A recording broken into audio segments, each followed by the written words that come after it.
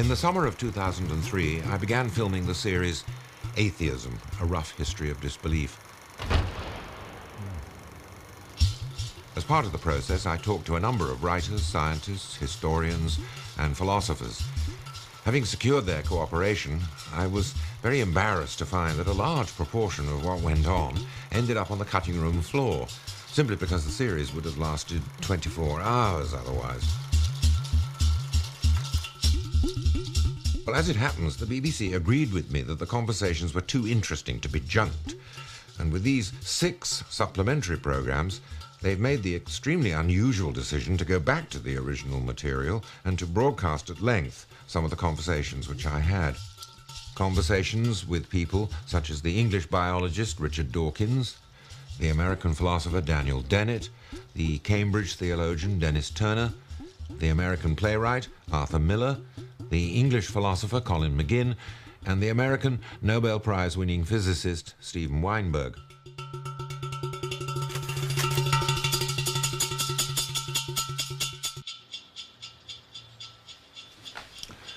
Now, in his long professional life as one of America's most distinguished playwrights, Arthur Miller has brought warmth, wit, and intelligence to bear on the American scene.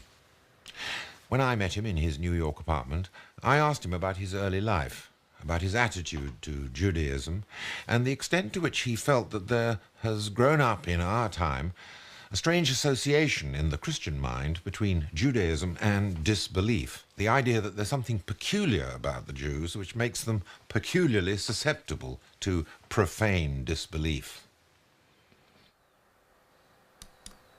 Well, of course, the anti-Semitism goes under 1,000 disguises, and one of them is certainly that the Jews are atheists at heart. Of course, they don't believe in Christ, and that makes anybody, if not an atheist, then pretty close, a heathen, perhaps. When you were a boy in Brooklyn, were you in an Orthodox or observing family? They were observing 2 or 3 times a year. Apart from that, they were busy trying to live, make a living, and the rest of it. We were not. They were. If they were anything, they were observant or Orthodox. But that only occurred during the high holidays. The rest of the time, they were free to do whatever they wanted. They didn't go to synagogue every Saturday. They didn't pray. It was a kind of obedient nod in the right direction.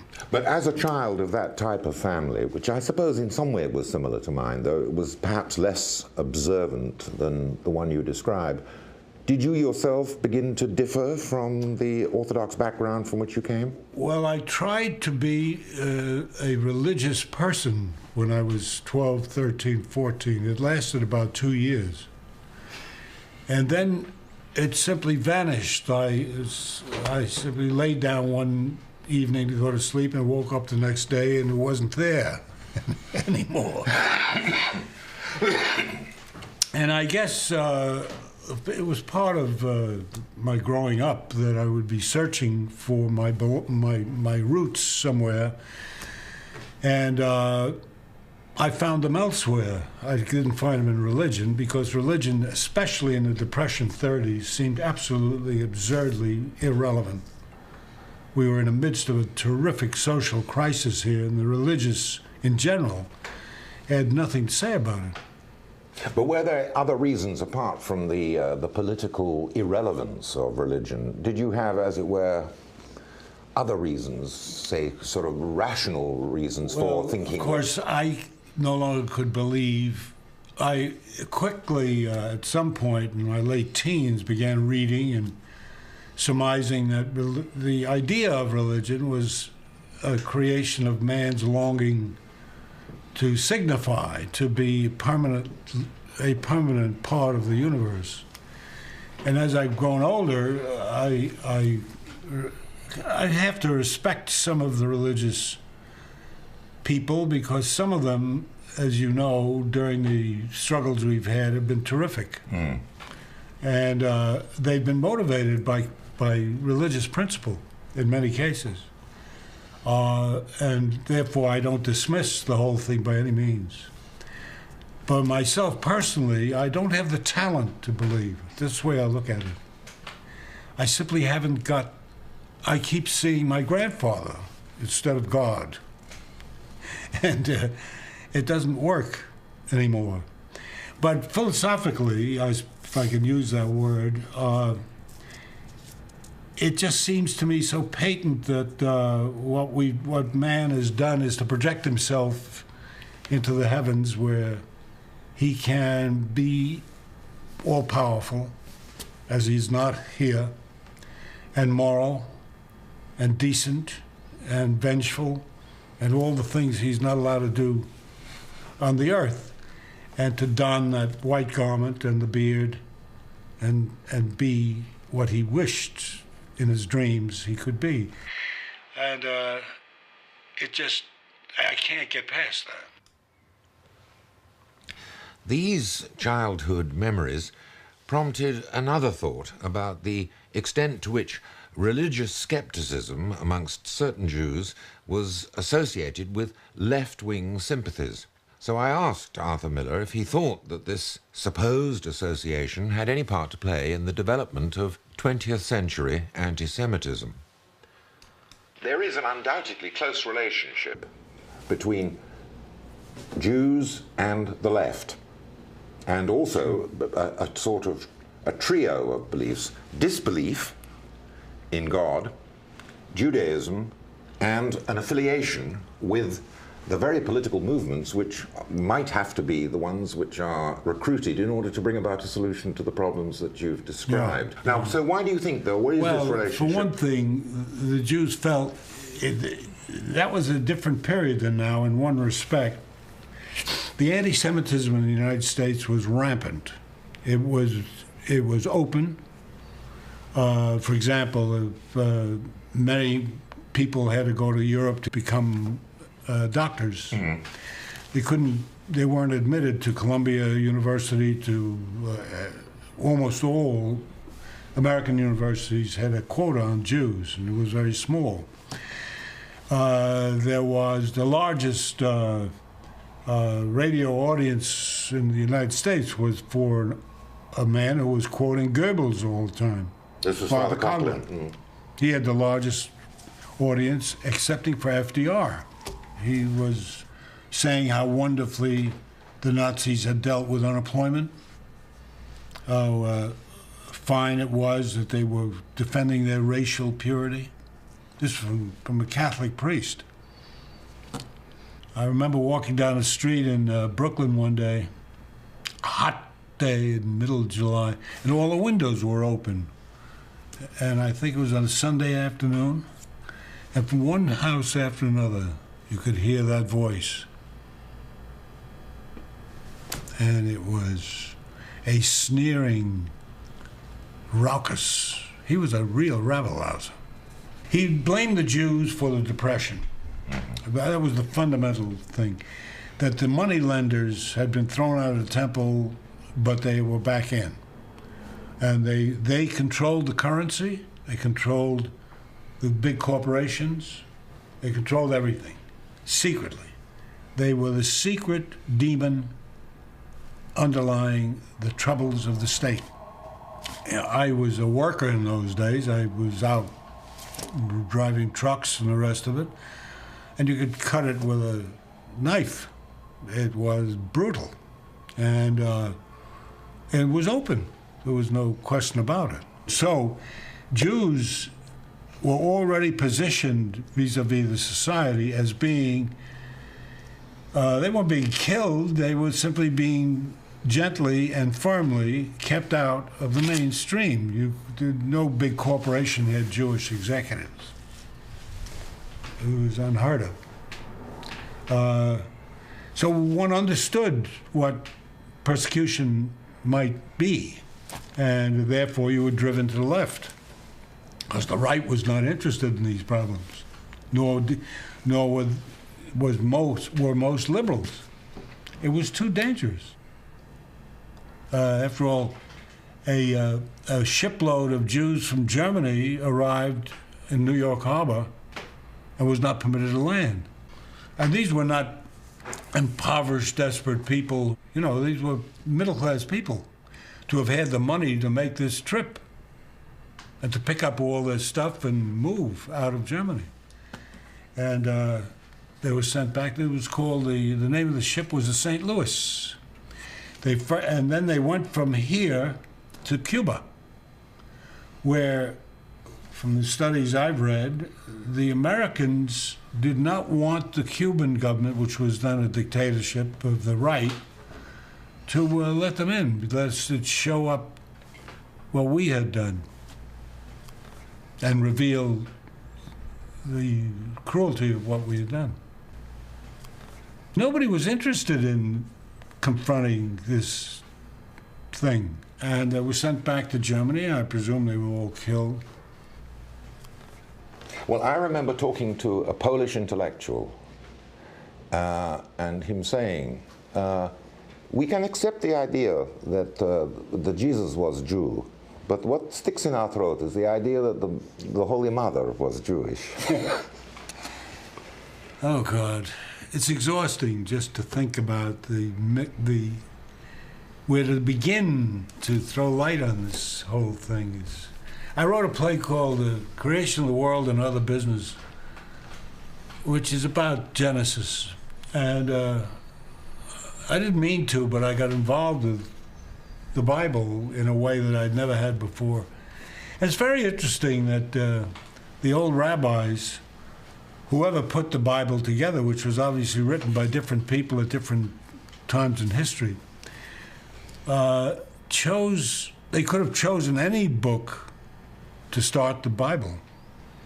It was, no doubt, or the whole thing was lying on a table in front of them. Some editor had to say, this is the opener. And they opened with a fratricide. And the fratricide was there, I suppose, because that's the worst thing that can happen, is that two brothers, one of them is killed by the other brother because it doesn't involve the outsider. And yet it does. You see, I remember reading, I don't know whether you ever saw this book by Ruth Melenkoff called I think it's called The Outsider, and it's a collection of images in art history of the representation of these various figures in the Bible.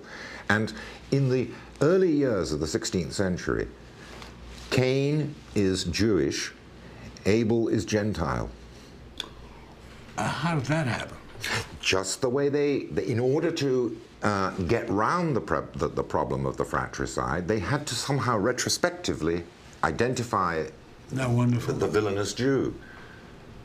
It's quite extraordinary. In some of these early German pictures, you see this blonde Abel and this ringleted and bearded Cain. I'll tell you a quick story. In the early 50s, I was traveling with a friend of mine in Foggia, because at the moment he was looking for an aunt he'd never met, who was a school teacher in the city of Foggia. And we found her, and he's Italian-American and Catholic.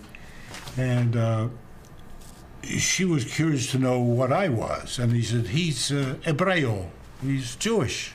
And she looked surprised. And he said,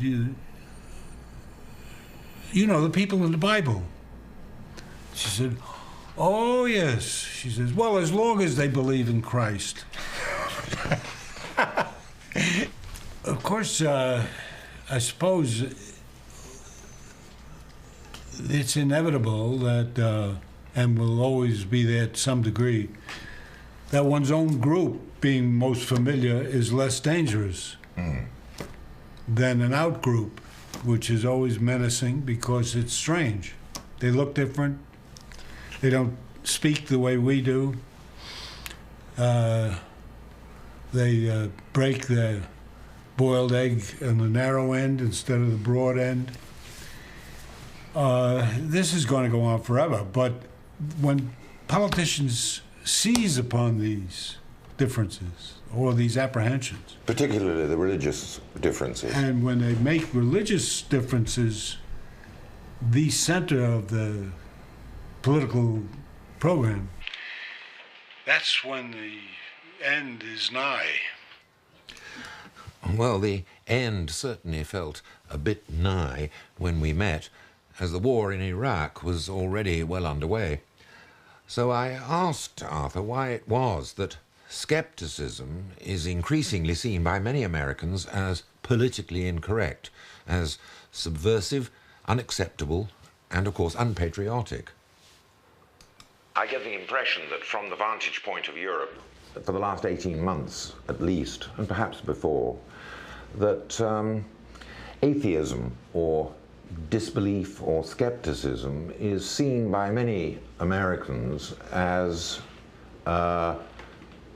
politically incorrect, as subversive and unacceptable. Am I right in thinking that? It's probably the case. They certainly the religious overlay of patriotism has come into fashion. It's always there, of course, in this country. More people go to church here than I think anywhere. But it's gotten heavier now. They invoke God at any opportunity, whether it's buying an automobile or. Do you think is that since 9/11, or do you think it was always here, but it's gotten thicker, it's gotten heavier, because it's such an easy way to cuddle up to what they think the majority is about, which is this slavish kind of worship of something, and it's a political event. But it is the first time for many years that you've had a government, a president. Well, I don't recall it ever being the government itself doing this. It could have happened, but I'm not aware of it. I mean, I never heard of a government calling upon faith-based agencies taking care of the sick and the unemployed and the rest of it. Formerly, the government simply did these things as much as they ever did. And one also gets the impression that the enterprise in Iraq had a sort of faith-based patriotism. It wasn't just patriotic, right. It was Christian patriotic. Of course, in wartime, I suppose, we did that in the Second World War to a degree, but it was never laid on with a trowel this way. I think Roosevelt called upon God occasionally, but it didn't bother him too much. Did you ever get the impression that although he called upon God, which he might have done, as it were, nominally, but did you ever get the impression that he was, in fact, a Christian beyond the call of duty? He was not using it. This is now being used as a means of persuasion. It's patent, it's obvious. They call upon God to initiate a program, whatever it may be, a civil program of some sort. And they lard it over with some religious verbiage to make it seem as though if you oppose this, you oppose the Lord. There are a lot of Americans, I think they're a minority, but they're very vocal, are really aching for an Ayatollah. I think they would love to have a department of religion. We go back to the early 17th century, perhaps, and have a church, an official church.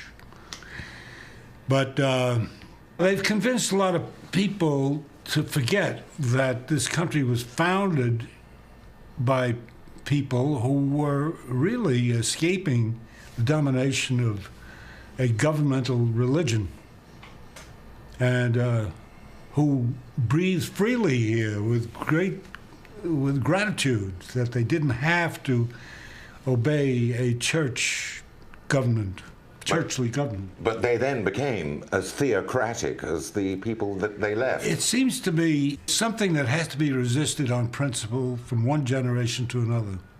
At the moment, it's tougher than ever because the government itself is blatantly on the side of an official religion, I think. What is bothering me about the whole thing is that we're now more and more confronting a real issue in this country about the attempt of the religious, so-called religious, because I'm not sure they are religious. I think they're very nationalist people. And the wedding of Christianity or Judaism with nationalism is lethal, in my opinion. If you look at every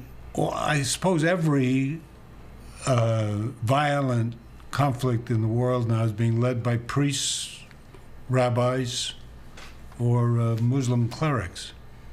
It's quite amazing. I wonder whether it ever happened or whether it's happened in hundreds and hundreds of years. It's the church militant in all these religions. They've moved in, they've added that lethal mixture of religion and nationalism to the programs that they sell, and the reason it's lethal is because to believe in a religion means that you don't believe in a different religion. You can't believe in two religions. You got to believe in one, and the other ones are wrong. And often to be destroyed. And deserve to be combated and destroyed. I mean, it's implicit in the whole idea of religious belief, I think, in the normal way that religious belief is thought of. You can't be both a Catholic and a Protestant. Well, and now there seems to be this, what would previously have been almost inconceivable, this unholy alliance between fundamentalist evangelical Christians in the United States and Orthodox Jews, yes, who are combining to support the Christian zealots believe that Christ will return when the Jews become Christians. This news is going to come with a shock to most of the Jews that hear it. But that's the program. That Armageddon comes, at which point the Jews become believers in Christ, and Christ returns, and we're off to the races. It's pretty heady stuff. And it's become particularly virulent in the last almost 2 or 3 years. Yeah, it's a form of intellectual bankruptcy, which is, I think, it's taken over a lot of the political space. Well, although he's considerably older than I am, I think it's fair to say that neither Arthur Miller nor myself could be described as spring chickens, so it seemed reasonable to ask him what he felt about the prospect of a life after death. Everything I say, which is very skeptical, if not worse, is conditioned by one thing, and that is we don't know where life started or how. Nobody really knows that. And death is the end of consciousness is the awesome mystery that anybody who's lived at all knows he has no answer to. The idea that that consciousness could vanish, be no more, is unacceptable. It simply cannot. I have no way of accepting this. Well, now, in your refusal to accept it, are you tempted to assume that in some mysterious way that it continues after some sort of, as it were, vacation? That's right. That it will resume somewhere? That's what I find myself hoping. Really? Oh, yeah. And then I think, well, it does continue in art. And that the artist finally leaves us with his consciousness. So that your work will outlast you. But do you feel, in any way, do you feel tempted to believe or hope that in addition to the work in which your memory will be preserved, that you yourself, in some alternative version, unembodied, will continue to exist and be conscious? I no longer can contain that idea, no. But for others, for instance, my wife of 40 years died about a year and a half ago. And I'm surrounded by all her stuff of her life. And the idea that she's not here is still defeats some impulse to recreate her. But I know what that impulse is. It's simply the inability to accept this absurdity, that all that consciousness and all that beauty simply isn't there anymore. And you don't, as obviously as believers do, Christians perhaps more than Jews, that there will be some sort of rendezvous. No, this is beyond me. I don't have that at all. I don't believe it. I think, as I said, if there is memory, because what we're talking about is a form of remembrance. If there is that, it's in the deeds that one did, or the art that one created, or some cases perhaps in the children, but no more. So you can't, as I can't, make sense of the idea of a continuing consciousness which outlasts the death of the body, in which that consciousness would, as it were, identify itself Wouldn't as it be being lovely? Well, do you think it would be lovely? Well, of course, there'd be so many of us.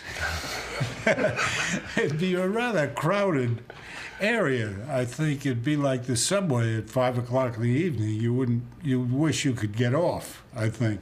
But in addition to, as it were, the population problem, the urge is always there, I think. The urge to preserve this thing. And if you're not careful, I suppose you could venture into everlasting life. But as I said earlier, death is the ultimate perplexity. And particularly, not the body so much as the consciousness. The ability to observe, to talk, to store up images, which is, we spend 60, 70, whatever many years accomplishing. And in a breeze, it blows away. I think we're stuck with the earth and with the lives we've got. And the immortality notion is simply past my capacity to really believe in. I never could figure out what we Jews believe about an afterlife. I have the feeling that it doesn't quite exist. It's a skeptical area. Well, I'm always told by people who know or seem to know that it's not altogether different from a seminar at Columbia, that you in fact go to Moses, you enroll, and Moses teaches you to infinity the finer points of the law. Which There's seems no like, way out of it. But that seems like locking the stable door after the horse has bolted.